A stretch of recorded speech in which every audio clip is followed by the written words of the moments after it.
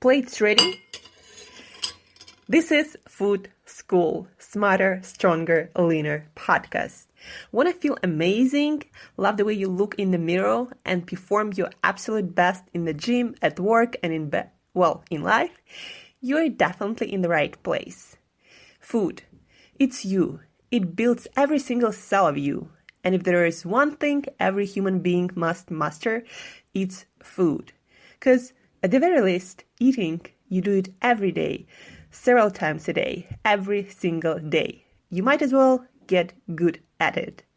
I'm your host, Angela Sharina from Create Yourself That Today, your personal nutritionist and plate watcher, your diet guide and explorer, your fat loss coach and food inspector. And just someone with a lot of passion and obsession and curiosity for healthy food, healthy diets, nutrition, optimized human performance, everything and absolutely anything you put in your grocery shopping cart, your fridge, on your plate, and in your mouth. It's my business. Food School, on a mission to help you eat better daily. It's the last time I talk about food. It's the last time I talk about food. Good morning, guys. As the last episode of this week of Food School, I'm bringing you amazing coach and athlete and body, physique, and health transformator, William Grazione, founder, creator, owner of Metabolic Evolution, company that helps people to learn about their health, how their metabolism works out, and in order to change the way you look, you feel, your health, your performance, your training. William used to be a pro bodybuilder. He still competes, but also helps a lot of athletes to get into the best physique of their life, to get on stage or get ready for a photo shoot or just look amazing for the heck of it. William is a powerlifter. He has Bachelor degree in exercise science, but most importantly, he just has a lot of personal and professional experience transforming health and body, and a lot of experience coaching other people, helping them transform their body, physique, mindset, habits, and health and energy levels. In this conversation today, we will talk about things like what is a healthy diet for a human being? What should everyone, it's hard to say everyone because each of us is individual, but what is like the guidelines? What are the baseline that at least you should be somewhere around that to consider yourself a healthy eater? What is healthy eating, healthy diet is all about? Also, we will talk about what is a good exercise program for someone maybe not an athlete, but who just wants to look good, wants to be in shape, wants to have good muscle tone, good strengths. What does that training look like for a normal human being? And you'd be surprised it's not, lifting a lot of heavy things and necessarily doing high intensity interval training or a lot of cardio. We will talk all about that. We also talk about what is reverse dieting versus recovery dieting that William is really passionate about these days. We will talk about why being on a low-calorie diet all the time, even if you can stick with that, is not great for you, and how it can compromise the whole quality of your life, the amount of happiness you experience in your life, the drive, sex drive and life drive in your life. So we will talk all about that. And of course, we will talk about calories and macros, and do carbs matter or they don't matter, the kinds of food you eat. We will talk all about that, calories, macros, carbs or fats, and it's just an amazing conversation with someone who has a lot of personal and professional coaching experience, and experience in transforming his own physique and lifestyle. And we talk about also mindset and how we all should be paying more attention to our internal work that we gotta do on our inner self before attempting changing all these outside variables, the amount of food we eat or the amount of kind of exercise we do. First is mindset. First is what you feel daily, hourly. So anyway, without further ado, tune in to this amazing full conversation with William Grazione. You will learn a lot and it's gonna change your life. So thank you, William Grazione, for coming to the podcast, to Food School Smarter, Stronger, Leaner podcast, to share your wisdom about nutrition, about training, healthy lifestyle, fat loss, dieting, and anything and everything in between, whatever you want to share with people to help people eat better, live better, look better.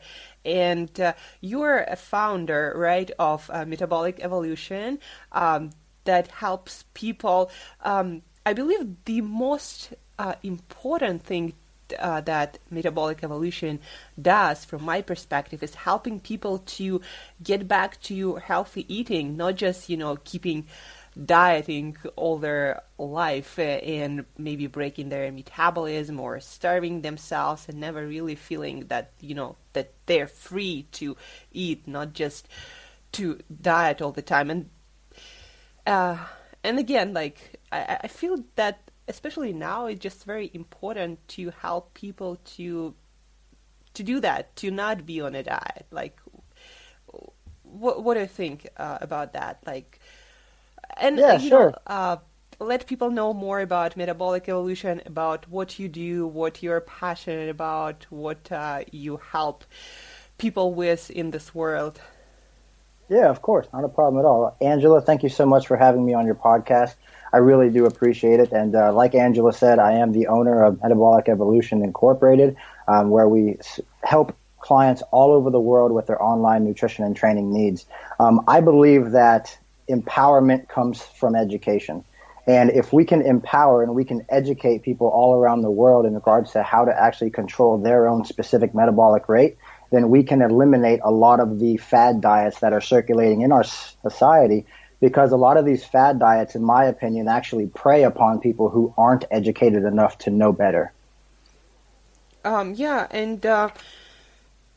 What do you think is like the most, nonsense thing when it comes to dieting or healthy eating that you see a lot of people believe and get, trapped by that thing that they believe in, and they maybe break their metabolism, or and then they cannot lose weight, or they cannot get back to, to maybe gaining lean muscle mass, just, or energy levels. Like, what's that, nonsense or thing that you wish people wouldn't believe or think? Well, it's a mixture of things, but I would say that I believe that it would be, if I could boil it down to one thing, it's the concept that you have to eliminate an entire food group in order to achieve your desired result. The other concept is that oftentimes individuals believe that they have to do excessive amounts of cardio in order to get the body that they desire. And both of those things are fallacies. They're both false, wrongful information that I believe has just been spread out into our society over the last 30 years, because it's the easiest thing to do to lose weight, which is eliminate your carbohydrates and do more cardio. But that's the easy thing. The easy thing is not always the best thing. And I believe that as a coach, it's up to us to actually tell our clients what they need to hear, not tell them what they want to hear. Yeah, for sure. I also believe in that. I coach people, and I believe that the main, goal of a coach is to tell people what they need to hear, what they need to know, not what they want to know or what they already believe. But you talked about eliminating food groups and specifically carbohydrates, and you said, eliminating food groups and incorporating a lot of cardio as a way to lose weight is the easiest thing. So what do you mean by easiest? Like, is it the easiest thing to do to get results, maybe most effective, or like, what do you mean by easiest? Well, I would say that term is relative to you being able to just say, I'm going to eliminate a food group. That's pretty easy. A harder thing to do would be to actually understand what your metabolic rate is capable of at that specific time, and then regulate your carbohydrate intake based off of what your metabolism can metabolize, right? So it's an easier thing to actually avoid learning your metabolism through the art of tracking macronutrients and just say, I'm going to stop eating bread, or I'm going to cut out this food group. Whereas you don't have to cut out anything. You just have to be mindful of the amounts that you're putting into your body within a 24-hour time period. I totally agree with that. But on the easiest thing, don't you think that maybe for some people it's kind of better to do that for a while, to eliminate a food group, because it is kind of, simple to just say, I'm not eating this. Like, why? Is what I hear is like you kind of against it. I don't mind either, Sure. but so I think what you're talking about is, actually creating healthy habits, right? Now, the majority of Americans specifically, they go throughout their lives just kind of grabbing food or whatever is readily available, right? They'll just grab a snack in the morning, and then they'll order something for lunch, and then in the evening, they will cook a big dinner for their family. That's typically the way that most Americans work. Now, in regards to that, I think in that essence, it's important to keep it very simple. I mean, you're talking about things like making sure you're drinking enough water, making sure you're sleeping well enough, making sure you're operating on a daily basis with low stress levels. Make sure you're trying to eat, a protein source maybe every 4 hours if your goal is hypertrophy or if your goal is body recomposition. Maybe try to eliminate artificial food groups out of your diet to prevent inflammation factors. Maybe try to implement healthy fats, healthy carbohydrates, healthy proteins. So that's the foundation. But then once we've essentially laid the foundation, then I think it's very important for you to we've taken step one. Now how can we actually take step two to learn how I can actually learn my own metabolism based off of the already healthy lifestyle habits that I've created, right? So it boils back down to the water, the sleep, the eating, the timing of your meals, reduce stress. And if you can do all that stuff first, then I think it's important to then take it a level further and actually learn your body. Yeah, like, you mean, nobody is exactly the same, and whatever food works for me, it might not work for someone else, and whatever makes, I don't know, may contribute to me gaining weight, gaining fat, might be totally okay for someone else, right? And that's what I guess we should all learn. Like, yeah, I don't necessarily believe that it's the foods themselves as much as I believe that it's the amounts of the foods. Okay, so Right. I wanted to talk about your kind of take on calories and amounts of foods and specific food groups. Like, what's your take on that? Do calories matter? How much you eat, or macros are more important, or carbs? Yeah, sure.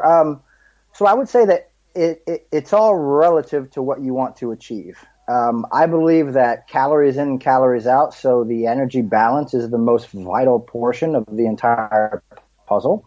And that's also with the understanding that I also believe that you should eat the majority of your foods throughout the 24-hour time period. The majority of those foods should be wholesome, single ingredient foods.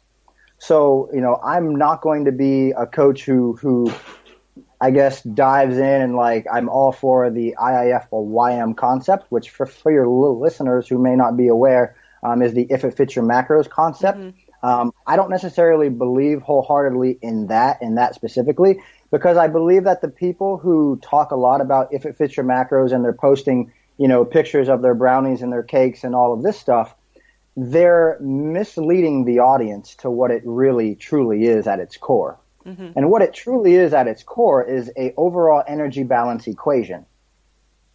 So again, if we can learn what the client's metabolic rate is, mm-hmm. then if you want to work in a treat or a treat meal or a food that you really enjoy here or there, that's totally fine because we've established an energy balance. Mm-hmm. So I believe that the difference between you losing weight, gaining weight, maintaining weight, losing fat, or building muscle all boils down to your 24-hour energy balance mm-hmm. and being able to maintain lower stress levels throughout the day. Yeah, I mean, I personally agree with that.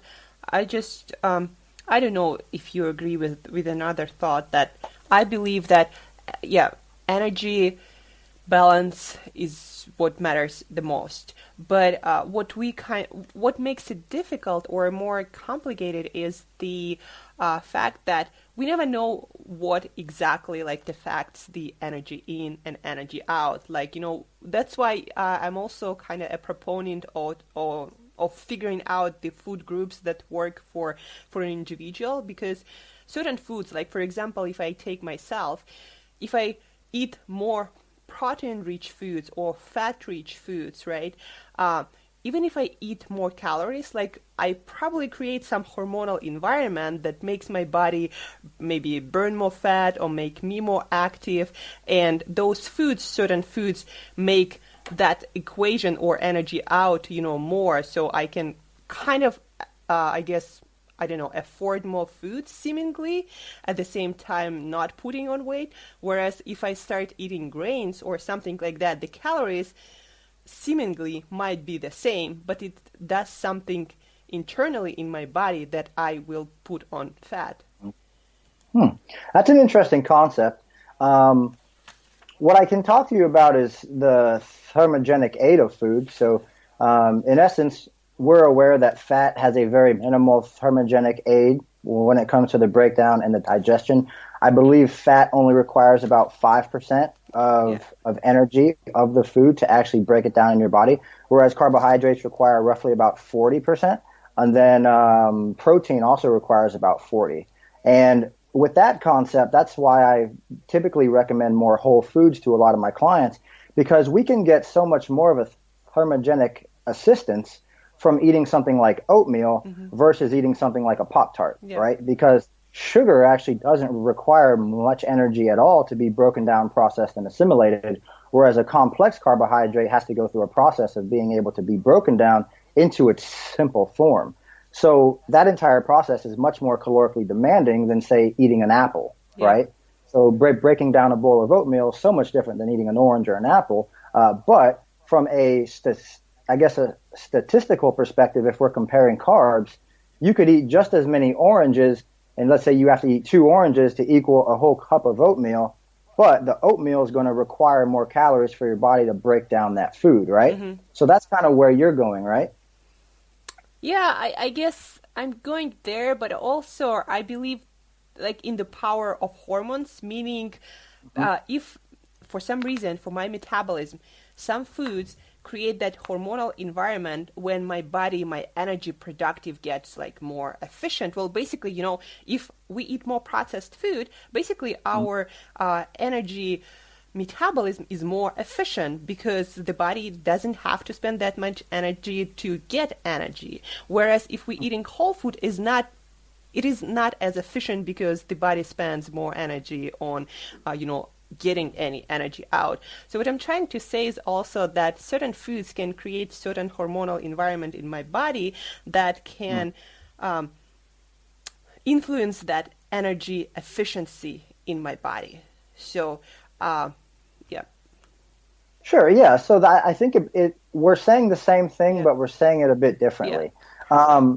So where you're coming from is, the understanding that if you eat more sugar or more processed food, it doesn't require as much energy from your body to break it down.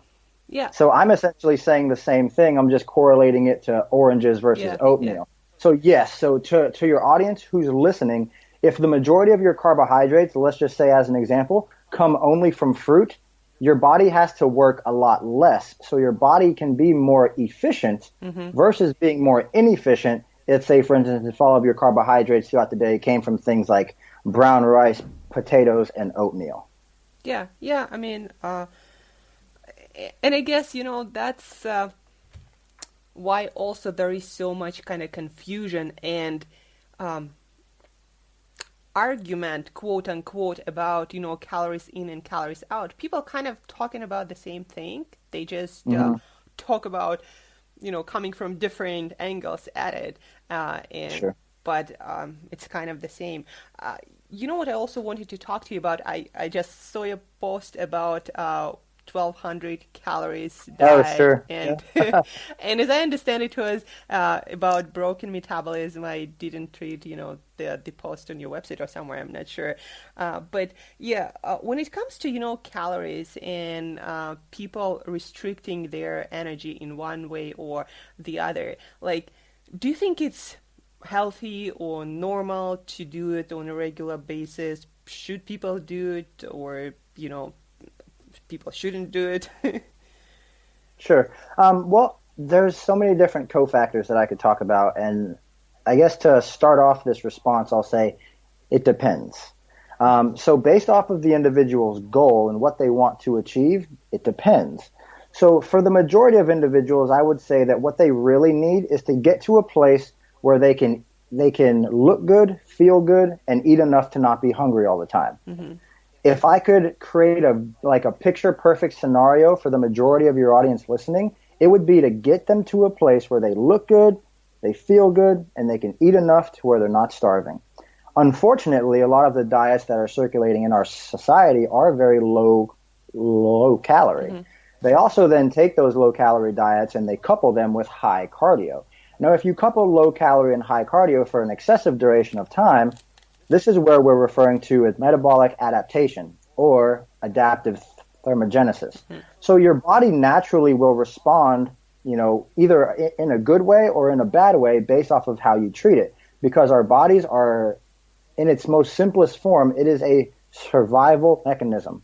And it will always try to survive. Your body does not want to die. It wants to live. So in essence, whenever you eat too low calorie for too long, it becomes more efficient.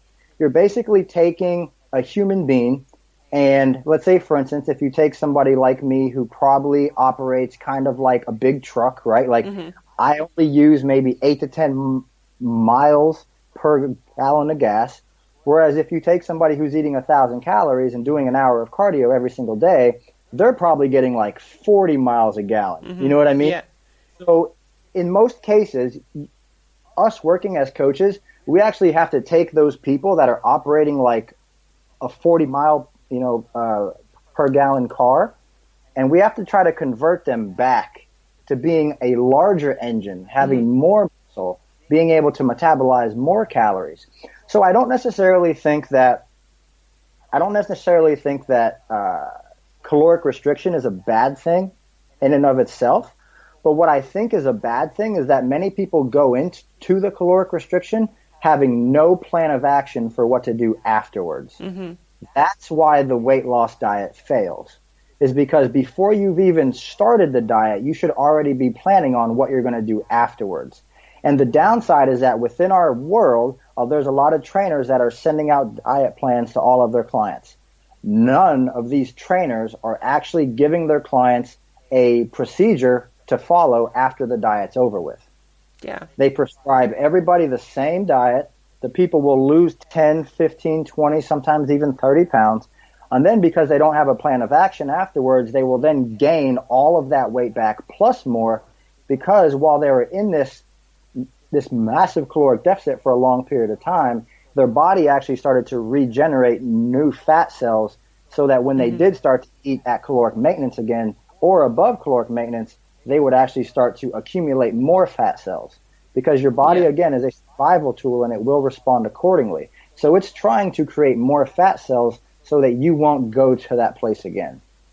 Yeah, and then, what's kind of funny for me, a lot of people then get kind of surprised that they got all that weight back. But I just Right. lost it. And then what really kind of like blows my mind is people often get back to exactly the same thing they were doing before they went on a diet, and then they Exactly. expect the results to stay. That's the problem, though, right? Yeah. Like the problem is that throughout the duration of you eating 1,000 calories, however many months or years you were doing it for, your body just adapted to that. So much so to where maybe before you started the diet, possibly you might have been maintaining body weight around maybe 1,800 to 2,000 calories a day.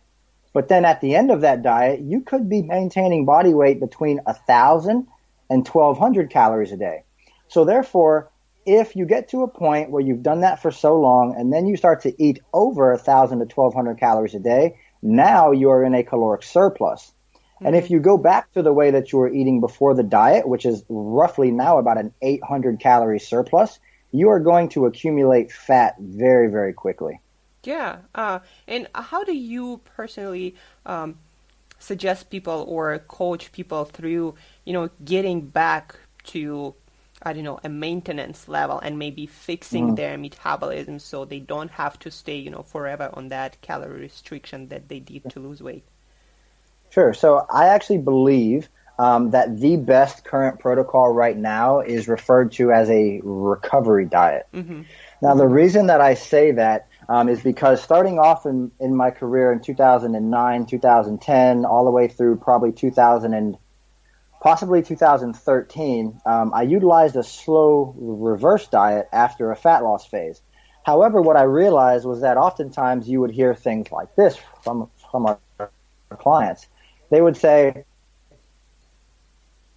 I follow this, but the reverse diet's harder than the competition prep was. Or, coach, I want to follow this, but this is harder than the caloric deficit was. So I believe it was back in 2014, I read a research paper, I believe Alberto Nunez posted, and it was in response to increasing calories relatively drastically right after a fat loss phase. And what had happened was that a lot of these individuals who partaken in this method, their hormonal profile actually leveled out much faster than people who are slowly adding calories in after a fat loss phase.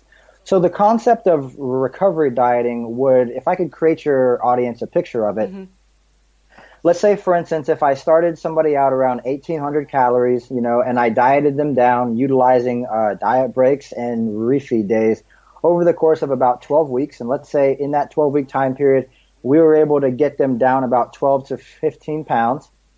Within that duration of time, I have the understanding that their metabolic rate slowed down. Now, by how much it slowed down, I'm not exact on that, but I could create I guess you could say I have an idea of roughly where it would be. So theoretically, if a client was to diet with me for 3 months and they started at, let's say, 150 pounds, we got them down to 135, and their calories when they started were 1,800. When they finished, they were around 1,300. I have the understanding that their metabolic rate is most likely operating around 15, 16 to 1,700 calories, somewhere in that range. So what I'll do after the fat loss phase is over, after they've lost the 15-pound goal that they wanted, is I will then reset their calories back up to what I think their theoretical maintenance level is at that time. And what I've seen is that the clients typically do not gain or lose any weight, and their hormones return back to normal much quicker than somebody who did a slow reverse diet going back the way. Yeah. And then also talking about, getting your clients to a place where they look good, feel good, and they can eat enough to not be hungry all the time. This is essentially the perfect scenario, is having your client lose the weight and then put them on a recovery diet and get them right back to a place where, again, they look great, they feel great, and they can eat enough to where they're not starving. Yeah, great advice. I think a lot of people, can use this strategy to get back to more normal eating, not so restrictive dieting all the time and everything. There was a thought on my mind that I wanted to ask you about that reverse dieting. Not Uh, a problem. uh, Now, yeah. I will say that I still use reverse dieting, Uh-huh. but I think reverse dieting, just like recovery dieting, they all have a place, right? Yeah. Like I even use things like intermittent fasting. I use things like keto. I use things like intuitive eating. I use all of these things, but they all have a place and they all Mm-hmm. have a time. They all have a specific demographic that will mold the best to that specific diet. So I'm very wide open with the different approaches that I use, and I'm not pro one or against the other. Mm-hmm. I believe that everything can be used as long as it's applied correctly to the right person. But in regards to reverse dieting, I use reverse dieting usually when I have a client who contacts us, and there are times where they're only eating about 800 calories, maybe 1,000 calories, most likely around 12 to 1,300, which is why I made that post earlier. Mm-hmm. But the majority of females are eating in that range. Now, if you could think about this, they are the 40 mile, per gallon small car Mm-hmm. that they can just drive all day long. They can go run and do as much cardio as they want, but they're not getting the body that they desire. Why is that? So the rationale behind why we use a reverse diet is to optimize their metabolic health. Mm-hmm. So your metabolism basically makes up every single physiological process in your entire body. Everything that your body pulls energy to be able to create. So things like having oil on your skin, things like having nice oily hair, things like your nails growing, your eyes, your brain function. Everything stems from your metabolism. Sex hormones in both females and males. Everything stems from you having an optimized metabolism. Mm-hmm. So if we can actually reverse diet these females who are on low calories, we can actually optimize their life. We can optimize their health because we're finally getting them to a point where they're eating enough to actually feel what it feels like to thrive and live. Yeah, and I guess the most negative thing about metabolic slowdown and putting your own body in that, kind of like starvation mode, the worst Right. thing about it is you don't even feel alive anymore. Like your body just No. conserving everything, energy Mm-hmm. and sex drive, Right. and it just, Right. you feel like you're living half alive because of that. 100% accurate. Yeah, I mean, I've had clients who, their hair's fallen out. They don't have any sex drive. Their skin is dry as sandpaper. Cognitively, they're not all there. Mm-hmm. So, like mentally, they're not very sharp. And a lot of that actually boils down to your fat intake. Mm-hmm. But on the other side of that, over fat intake is just overall calories in. So if you're somebody who's eating low calorie and you're doing a lot of exercise and you're not achieving the goals that you want to be able to achieve, this is most likely your problem, and you need to consult somebody who can help you. Mm-hmm. Another, I guess, like point about low calorie diet that I believe also very important, and I wanted to hear your take on that, is when we eat less calories, we actually consume less nutrition too. So per each bite, we just consume less vitamins, less minerals, usually less proteins and fatty acids, and I believe that also has a very negative effect on health and thriving 100%. part of it. Yes, 100%. And this is actually something that we see a lot of in athletes who need to get to the extreme. I would say that the majority of people don't have to go extreme at all, but there's a certain line that I believe you have to cross in order to get a certain level of leanness. Mm-hmm. So let's say, for instance, if you're a competitor and you want to be like a bodybuilder or you compete in bikini or something like that, there's a certain level to where you kind of have to draw the line in the sand. And if your athlete's willing to cross over that line, then they can achieve the desired look that they need for the stage. Mm-hmm. But keep in mind that competition is not healthy. Mm-hmm. Okay? Now, in my opinion, some people can get stage lean and still be healthy. There are outliers that they just live in a very lean state year round. And if they want to do a show, it's not really a big deal. Maybe they can lose 5 to 10 pounds. But for the majority of people who don't live in an athletically lean state and they have to lose between 20, 30, 40 pounds to get ready for a show, in most cases, your calories have to get so low that I would not consider it healthy any longer. There's also a lot of evidence in regards to your hormonal fluctuations when you're prepping for a show. So for females, it's very commonplace for a lot of females, once they dip under maybe 12, 13% body fat, for them to actually lose their menstruation cycle. Now, the reason for that is because when your calories get so low, luteinizing hormone loses its power, okay? So the reason that a lot of obviously all females would have a monthly menstruation cycle is because they have enough circulating energy to be able to provide the luteinizing hormone the pulses that it needs to be able to power through a cycle and have a full menstruation cycle. However, when your energy balance gets too low, what happens is that those pulses become much weaker. So if any of your people who are listening to this, if they've ever gone through a diet and they miss their period, that's why. Is because the luteinizing hormone that's responsible for delivering your cycle doesn't have the energy to be able to do it. So on the other side of that, we have men. So with men, the majority of the time, what we see a lack of is our testosterone. So typically what I see with men is that once they get to about 8 to 10% body fat, and they drop below that, their natural ability to produce testosterone becomes much less, and they will lose their sex drive the same way that a female will lose her sex drive once she goes under like 12 to 13%. Yeah.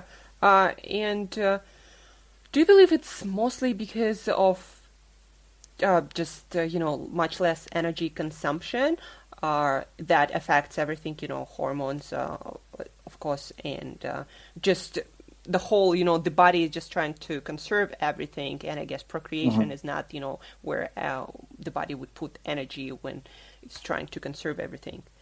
Correct. At that moment in time, your body's not worried about procreating. It's worried about surviving. So that's essentially why if you're not circulating in an abundance of calories, it's very likely that your testosterone is not going to be optimized if you're a man, and it's very commonplace that your menstruation cycle is not going to be optimized if you're a female. Yeah. Now again, I will say that there are outliers who can live. I've seen guys who can live at 6, 7, 8% body fat, insanely shredded, but their testosterone is okay. Yeah, I mean, I've also seen females who can live around 10 to 12%, and they still get their cycle every month. Yeah, So, I mean, for me, I don't know. I'm somewhere around probably 10 to 12%, and you look pretty lean. Yeah. yeah, but I eat a lot of. The only thing is I'm on keto diet. I eat very low carb, but when it comes to calories, it's like for me, I can consume sometimes 5,000 calories a day, and it just doesn't do anything. As long as I keep it low carb, that's the thing. Sure. But that would work for me. I wanted to ask you, I guess, the question that a lot of our listeners are interested in. It's like healthy diet. What's a person who is not an athlete, who's not necessarily trying to, get on stage, but wants to have, this kind of sexy, beach-ready look. What's their healthy diet should look like? I understand, there are all kinds of people, but what would you recommend? Like maybe some general advice, like breakfast, lunch, dinner, maybe fasting or not. So what's... Sure. Well, keep in mind that anytime you provide a generalized concept, you're going to lose the specificity of who it's applied to, right? So I can provide you like a general guideline, but at the same time, if an individual is trying to apply this to their life, it may not work for them. But here's what I would say. If you just want to be overall healthy, first and foremost, I think that everything starts in your mind, okay? So going beyond the nutrition side, because I think that nutrition and training is just kind of like nutrition and training, programming and hiring a nutrition coach and doing all that. That's basically the gateway to actually figuring out why you want to lose the weight. Like, why do you actually care about losing 10 pounds? Do you want to look sexier in a bikini? If you're a guy, do you want to be able to take your shirt off at the beach and feel confident and comfortable? And in most cases, there's some kind of underlying issue why you want to improve your body composition. So I believe that if we can get in with nutrition, then we can actually learn more about the individual and we can learn why they want to lose the weight. So then therefore now we have more of a reason why they want to do that thing instead of it just being superficial.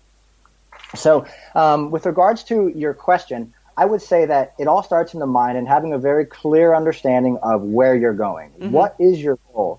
Do you know what you want to achieve? Do you know physically and mentally what that looks like for you? And if you can create that picture, then you can wake up every day with the understanding of what you have to do in order to achieve that goal. Now, from an overall health perspective, I would say do something every day that makes you happy, no matter what it is.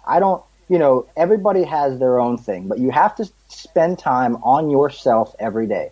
The fact if you're a parent or if you operate a business, it doesn't matter. Take time every day and just spend on yourself. Maybe you want to read a book. Maybe you want to meditate. Maybe you want to talk positively to yourself. Whatever that thing is, everything starts in your mind. If you can start your day off on a positive note, very low stress, you can actually act proactively instead of act reactively. I think you're putting yourself into the world to be able to help the world more because you have already taken care of yourself. Okay. Yeah.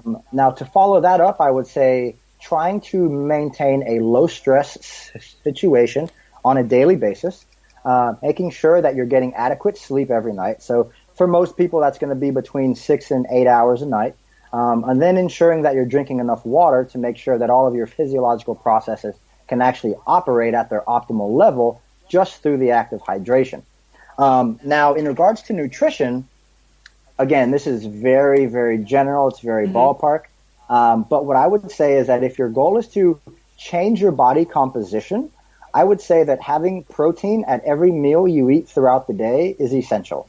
So with the current research that we have, eating protein roughly every 4 hours per day would be ideal. On the other side of that, we have to talk about micronutrients, which are extremely, extremely important. And in that turn, I would say to have at least 3 to 4 servings of a colorful vegetable every day. And what is a serving? A lot of people are confused about those terms. Usually it's about 85 to 100 grams weighed out. Okay. So I'd say for most vegetables, it's around a cup.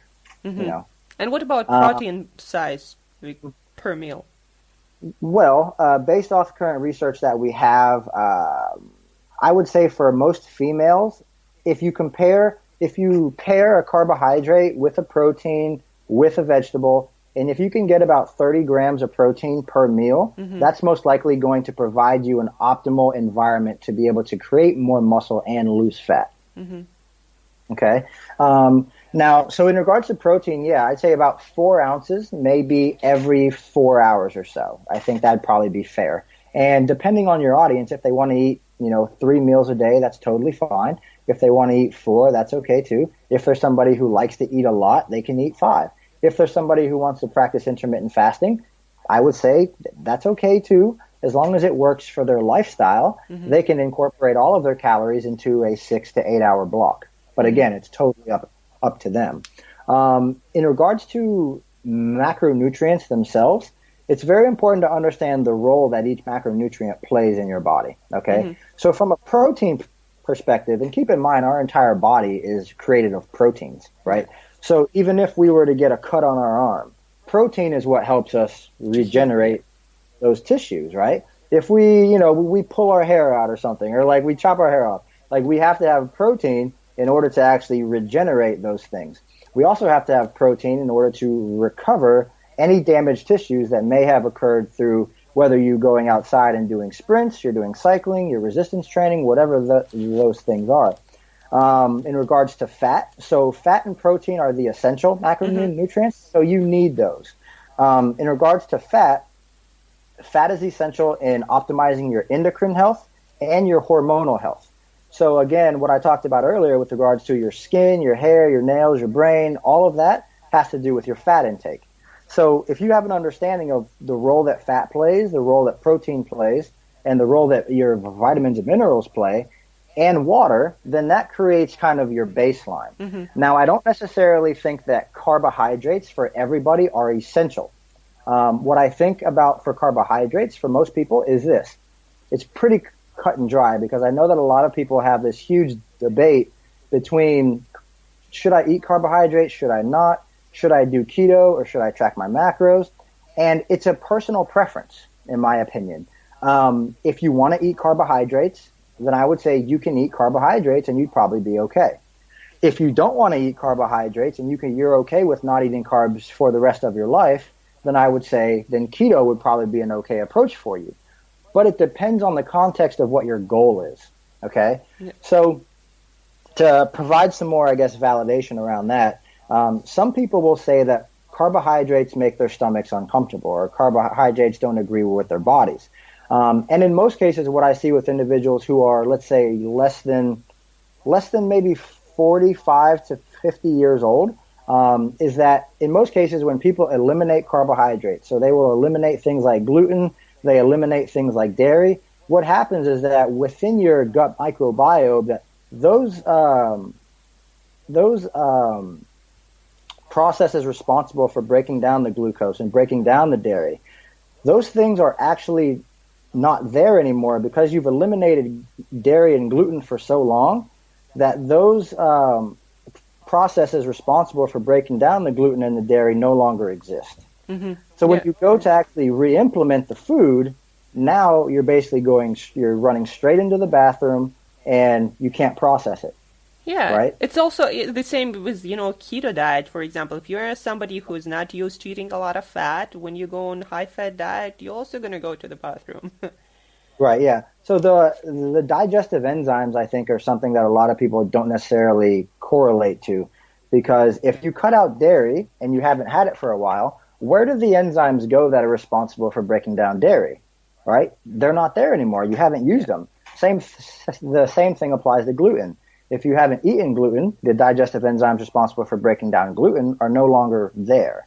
So that's something important to understand. Now, I do think that a ketogenic diet has a place, and it has a place within a very specific demographic of person. But I don't necessarily think that it's for everybody, because the majority of people have a problem with eliminating carbs. I agree. So, and then I guess to wrap that up, I would say that your carbohydrates, if you choose to eat them, the majority of them should come around times where you're physically active.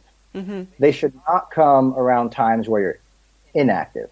Yeah, and I actually, what I'm reading about carbohydrates and specifically timing them around your workouts, most active part of the day, it's considered to be more, I guess, of an advanced strategy for people who are already kind of, lean and healthy and just want to get to like another level, and that's where, timing of certain nutrients might be important.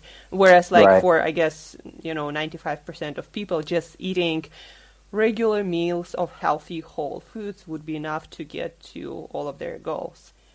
Right, yeah. So I think that's with the concept that resistance training is a glycolytic exercise. So if you're going to be doing a glycolytic sport, you would essentially require glucose to be able to optimize your performance. And I still do believe, based off of all of the research that we have, if your goal is to either A, build new muscle tissue, or B, optimize your performance in the gym, I do think that having some carbohydrates around your training would be ideal. Might be, I like a lot of, people, like, for example, myself, I'm a huge fan of keto diet, but I don't eliminate the possibility that maybe if I incorporate more carbohydrates around my training, that I might get better or more results. So I don't know. Well, it's just like I'm pro carb, but I don't talk negatively about a keto diet because I know that it has application. Yeah, right. Exactly. And I guess, I don't know, what your thoughts on, like, at the end of the day, what's the best approach for the person is what they can do consistently and what they can day in and day out. Exactly. What you can adhere to and what you can follow that's healthy for your body, and you can duplicate it every day, day in and day out, that's what's the best for you.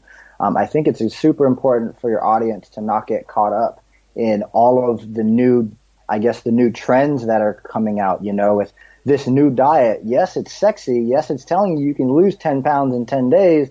And it's like, it's very attractive, and they publicize it, and it's pretty, but that's not what you need. You don't need anything easy. And this correlates to everything in your life, right? Like, if it comes to you easy, chances are you don't appreciate it. Yeah. Right? Now, on the other side of that, if I can actually give you the skills necessary to be able to control your body for the rest of your life, then you will never need another diet, because you've already learned what you need to know. Yeah. And that's what I believe we specialize in my company, is providing people the education and the guidelines to create their own diet so that they don't need another nutrition coach after they hire us. Yeah, and you just, want to teach people what they need to know about their metabolism and their health, so they have the body they want for life, and so they can do whatever they want after, they finish working with you without having to go on any diet. Absolutely. Yeah, we talked a lot about nutrition, but what about training? Training is a huge part of your work, of your personality and your expertise. So if somebody wants to have good muscle tone, have good amount of lean body mass, not competing or becoming a professional bodybuilder, but to have, again, healthy, lean body, what kind of exercise would you recommend to people? Like maybe frequency, what's the most efficient and effective from your perspective kind of training, weight training or cardio, both or none? Okay. Yeah. So I'm going to try to, I guess, summarize this the best I can. And again, because I'm not talking specifics, we may lose some specifics. But if I could talk general guidelines, what I would say is that I think first and foremost, if you want to have nice muscle, either A, definition or size, the first thing you need to be able to do is not go into the gym and lift a bunch of weights. I don't agree with that. What I agree with is actually taking the time to actually learn how to contract every muscle on your body with no weight. So basically become build muscle awareness, right? Creating muscular contractile awareness. Yes, I would say that would basically summarize what I just said. And the reason for this is because, and all of your listeners I'm sure can attest to this, but when you walk into a gym and you see people just throwing around weights, you see them, you have the guys at the dumbbell rack and they're just throwing around their weights. How much of that energy in the dumbbell is actually being transferred to the muscle, and how much of that energy is actually just moving with momentum?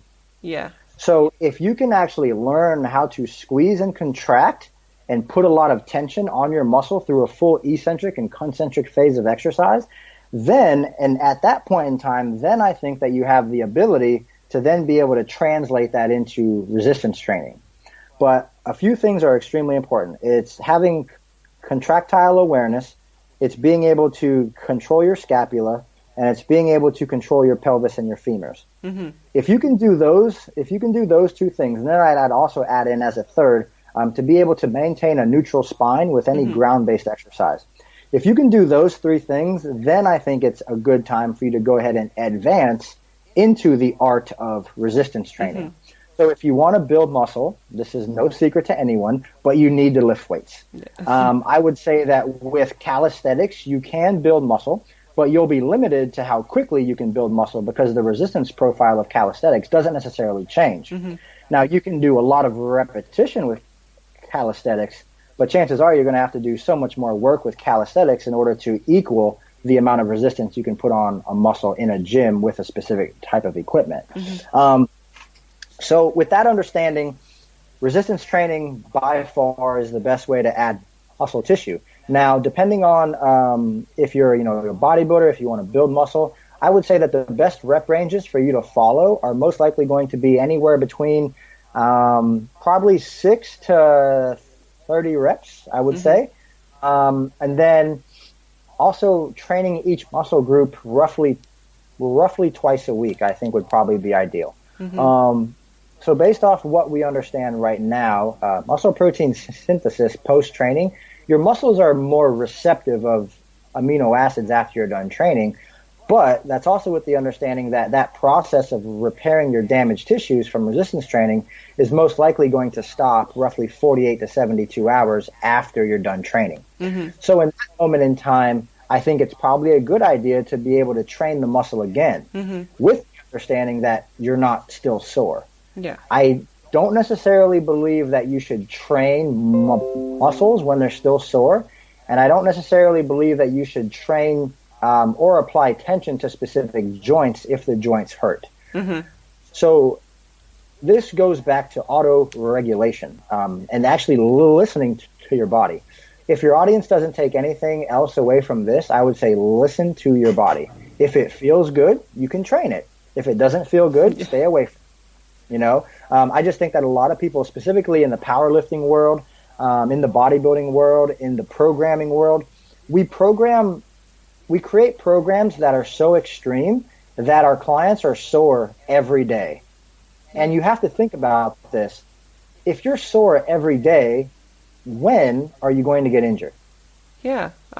It's most likely going to happen pretty quickly, right? Because you're just continuously accumulating more and more fatigue on that muscle. I would actually urge you to say, if you're sore, take a day off. Now, if you train your chest and your back and your chest and your back are sore, I don't mean take a day off the next day. I just mean train something different. But if you're scheduled to train your chest and your back again and you're still sore, I would say choose something different. Yeah. You know what I mean? Recovery is as important as training. 100%, yeah. Recovery is I would say training's more important than recovery because, well, in essence, you actually have to get into the gym and cause the damage first. And a lot of people don't know how to train properly to create the damage that they want.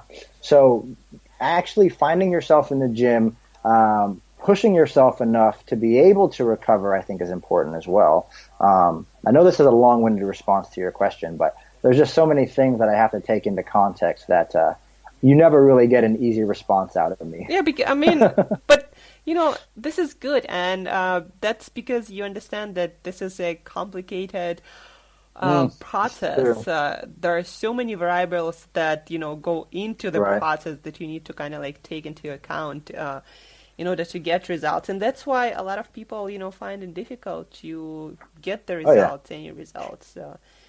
Well, I think too many people find one person and they're like, oh, well, this person does this and they're smart or they look good, so I have to do the same thing.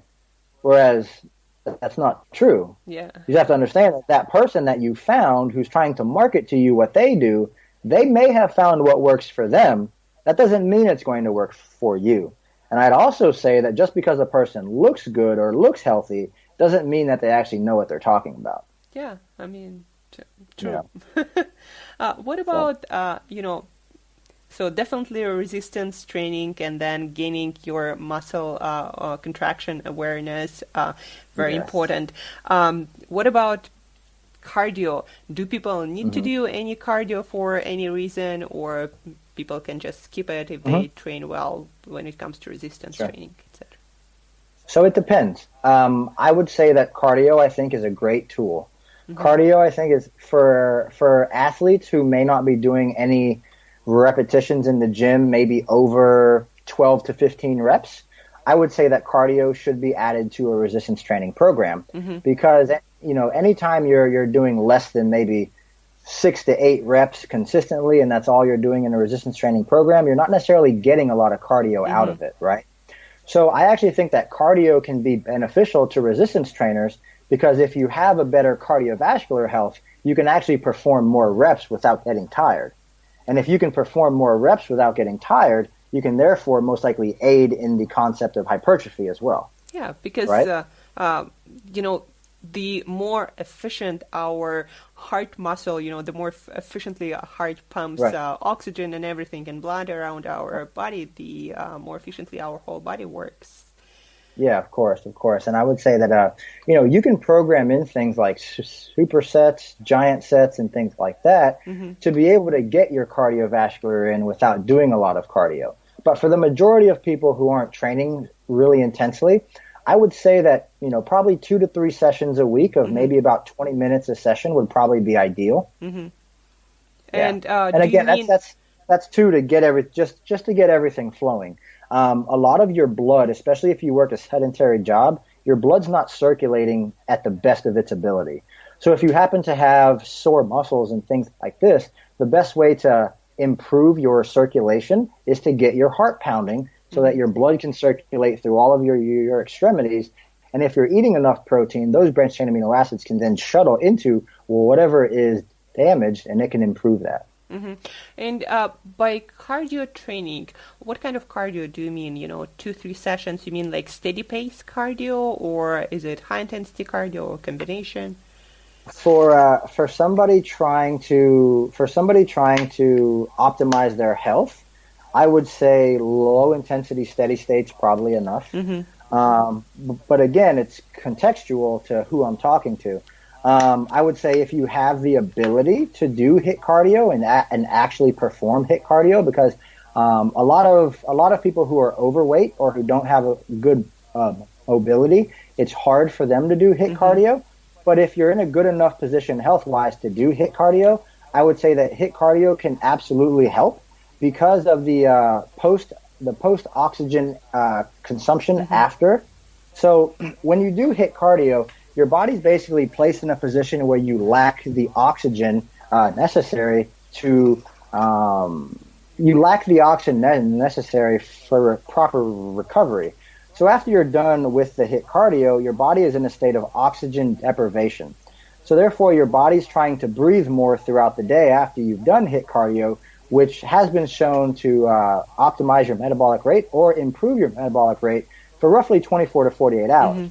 But that's also with the understanding that HIIT cardio, if you do it properly, can be very demanding on your body. So depending on how demanding it was, you may not want to train legs the day after you do HIIT.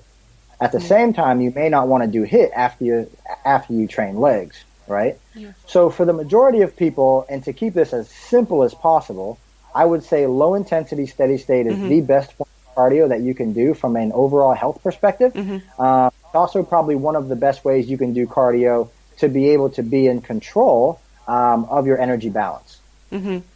Because, why is that? It's just easier to track. Okay. So let's say, for instance, if I was to go walk for a half an hour, I have an idea in my mind of how many calories I'm burning. Whereas if I go pull a sled for 30 seconds, and then I walk around the block for 4 minutes, and then I do that for like 6 or 8 intervals, I have no idea how many calories I burned. You know what I mean? So, and also, that's also with the understanding that if I was to train legs, I can guarantee you that my legs would be shot after doing that type of cardio. So therefore, I would be in I guess you'd say a place where I have excessive fatigue accumulation, and then I wouldn't be able to recover properly for my next leg day. So I actually think that training your legs with weights and following a structured exercise program is more important than doing HIIT cardio, just because of the amount of energy that it takes to perform HIIT cardio and to perform it properly. But where HIIT cardio, in my opinion, really shines is probably within the last maybe 4 to 6 weeks of a competition prep. Or when you're trying to get that last small amount of fat off. Yeah, I mean, I love HIIT also for just simple reason that it saves so much time. I just hate it. Does, yeah, it does. And it's not boring either. Yeah. I prefer, really painful, really fast, and I'm done. I used to do the same until I had so many knee problems that I couldn't continue to do it, so. Yeah, everything, I guess, comes with trade-offs. And well, anyway, William, I want to be respectful of your time, and you already shared so much with our listeners, with me, of your wisdom, nutritional wisdom, exercise wisdom, and lifestyle. And I really loved that, when I asked you about general advice to people about diet, you started talking first about the mindset and sleep and water. Absolutely. Yeah, I also believe that this is the foundation, and that's where kind of people need to actually start before they even start thinking about, what they should be eating or what macros or calories, etc. Yeah. To even add on to that, and this is something I think everybody needs to hear, and even up to a year ago, I probably needed to hear it as well. But the biggest problem that I see in the world, and this is speaking in terms of the entire world, the biggest problem that I see in the world right now is that not enough people have a voice. Not enough people speak about how they feel. And if you don't actually ever speak on how you feel, if you think about all of the darkness that you keep bottled up in your soul, that essentially correlates to how you are and how you act in the world, right? So if I was walking around with all of the baggage that I had growing up as a kid and having to watch all of the things that I saw and all of the traumatic experiences I went through, then you could probably assure that I'd probably be a pretty miserable person, right? But I had to get to a place in my life where I learned how to overcome that, and I actually learned how to embrace those things for making me a stronger individual, and then obviously then providing myself the gift of time to be able to solve those problems, to be able to talk to somebody about those problems, so that now I can actually go out into the world and I can help other people selflessly, because I don't have anything that I'm keeping bottled up inside me, So for the majority of your audience, I would say, work on yourself first, internally. Yeah. It all starts in your mind. I've even seen it to where I've had clients that have been extremely stressed out. They're so into their own heads with stress that they don't lose weight, even when mathematically they should be dropping weight. And then once they eliminate the stress out of their life, they drop weight consistently. Yeah, I see it all the time too. And a lot of also, actually weight gain or fat accumulation is due to stress. Depression. Yeah. It's huge. Yes, I agree. And also, I guess it comes with, undesirable behavior, like people are stressed and then they eat to reduce that stress. Yeah. And it's like the whole chain of events that starts I think that's a whole nother podcast episode. Yeah, definitely. I mean, the work that we need to do inside, that's like a huge topic for a lot of podcasts. So, William, as a parting thoughts, like maybe do you have anything else to tell to our listeners, like nutrition, health-wise, what do you believe is really, really important that people need to take care or start thinking about on a daily basis to improve their health, their fitness, and besides what you already said, if I could summarize everything, and I think my main message here is simply this, and it's my passion and my mission is to abolish bad nutrition coaches. Okay? So I've seen so many bad nutrition coaches that it really frustrates me.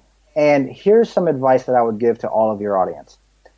If they actually want to learn how to control their own bodies, stop doing all of the fad diets that they're trying and they're doing, and spend the time to actually learn how to control your own body.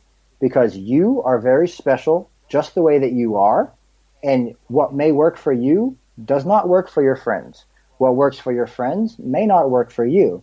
So taking the time to figure out your energy balance, I feel, is the most important aspect that you can have when it comes to actually you being in control of your weight for the rest of your life. So do yourselves a favor and seek assistance with somebody who can help you with that. Yeah, and people can definitely come to you for that. And speaking about that, where can people learn more about you, about your work, where people can follow you, connect with you? Absolutely, yeah. So You can reach me via my email. It's william@metabolicEvolution.com. I'm also on Instagram as William_Grazione. I'm on Facebook as facebook.com/William Grazione. And I believe that's it. Cool. I'm gonna post all these links in the show notes, Okay. so people Great. can easily find you. And yeah, thanks again, William, for being a guest on Food School Podcast. And Absolutely. I'm sure improving health and fitness of a lot of people who will take the time to actually apply what they learned today. So thank you. Thank you very much for the opportunity, Angela.